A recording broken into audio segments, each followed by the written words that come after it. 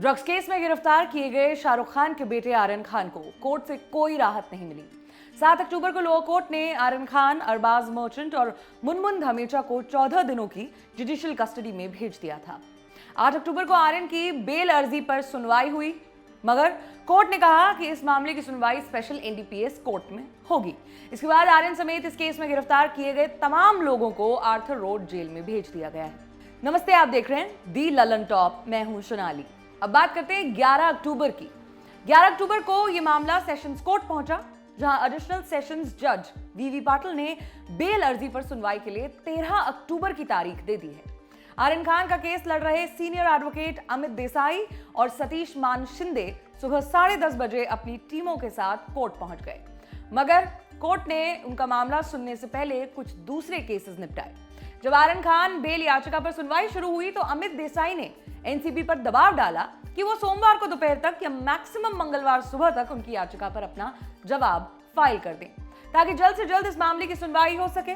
सतीश मान शिंदे ने कोर्ट को यह भी बताया कि उन्होंने एनसीबी को बेल एप्लीकेशन की इलेक्ट्रॉनिक और फिजिकल दोनों ही कॉपीज शुक्रवार को ही दे दी थी। इसके जवाब में एनसीबी को रिप्रेजेंट कर रहे स्पेशल पब्लिक प्रोसिक्यूटर एएम चिमालकर ने यह कहा कि मामले की तहकीकात चल रही है, सबूत इकट्ठे किए जा रहे हैं। ऐसे में एनसीबी को अपना जवाब फाइल करने में कम से कम 1 हफ्ते का समय लग ही सकता है। चिमालकर ने यह भी जोड़ा कि उनके पास जवाब फाइल करने के लिए सिर्फ आर्यन का ही मामला नहीं है, तमाम अन्य केसेस भी हैं, इसीलिए उन्हें समय चाहिए होगा।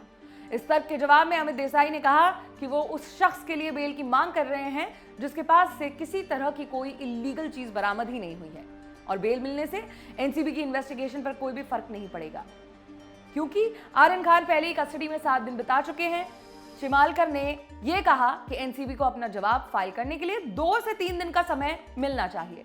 चिमालकर की मांग को जायज बताते हुए अद्वैत सेठना ने यह कहा कि इस मामले में कोई एजेंसी नहीं है, उन्हें अपना जवाब फाइल करने के लिए 2 दिन का समय तो मिलना ही चाहिए। आमतौर पर वो लोग इसके लिए 7 दिन का समय लेते हैं। दोनों पक्षों की दलीलें सुनने के बाद जज वीवी पाटिल ने कहा कि इस मामले की अगली सुनवाई 13 अक्टूबर को होगी। इसके बाद समय को लेकर जिरह शुरू हुई। आर्यन के वकील चाहते थे कि कोर्ट 11 बजे इस मामले की सुनवाई करे, मगर एनसीबी के वकीलों ने कहा कि उन्हें कुछ और मामलों को भी डील करना है, वो 13 अक्टूबर को दोपहर में ही फ्री हो पाएंगे। इसके बाद यह तय हुआ कि एनसीबी 13 अक्टूबर की सुबह 11 बजे कोर्ट को अपना जवाब सौंप देगी और मामले की सुनवाई दोपहर 2:45 पर शुरू होगी। ये खबर आपके लिए हमारे साथी श्वेतांक ने लिखी है। मेरा नाम सोनाली है। देखते रहें दी ललन टॉप। शुक्रिया।